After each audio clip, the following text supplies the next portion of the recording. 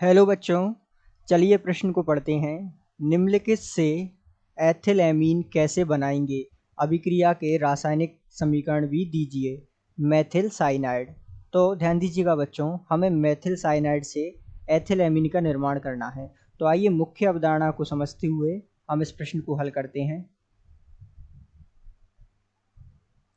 तो मुख्य अवधारणा के रूप में आपको कुछ बिंदु ध्यान में रखने होंगे, जैसे कि सबसे पहले तो मेथिल साइनाइड क्या होता है।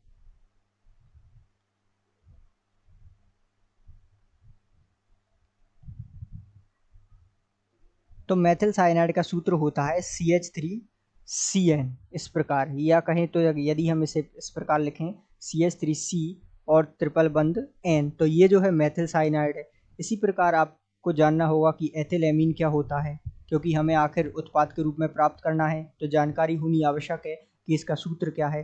तो एथिलएमीन जिसका सूत्र होता है CH3CH2NH2, ये जो है एथिलएमीन है।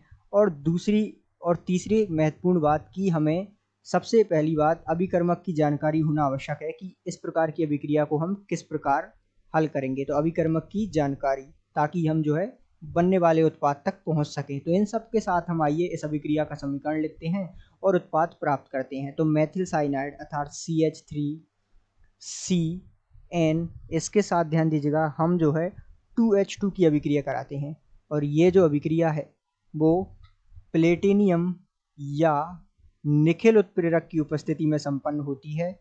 एक तरह से ये अभिक्रिया कौन सी है? अपचयन, अर्थात यहाँ जो है अपचयन हो रहा है, या कहें तो हाइड्रोजन जुड़ रहे हैं। तो इस प्रकार की अभिक्रिया में उत्पाद प्राप्त होगा हमें CH3CH2NH2, और इसका नाम है एथिल एमीन, अर्थात यही हमें बनाना था। तो इस प्रकार जो है हमने ये मुख्य उत्पाद के रूप में प्राप्त किया है। अब यहाँ ध्यान से समझते हैं कुछ बातें कि यह अभिक्रिया किस प्रकार संपन्न हुई। ध्यान दीजिएगा CH3C और ये इस प्रकार N।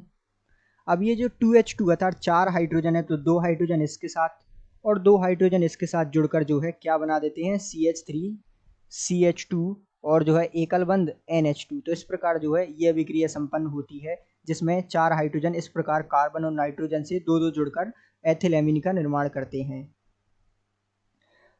तो इस प्रकार जो है ये पूरी अभिक्रिया संपन्न होती है। आशा करते हैं आपको समझ आया होगा। धन्यवाद।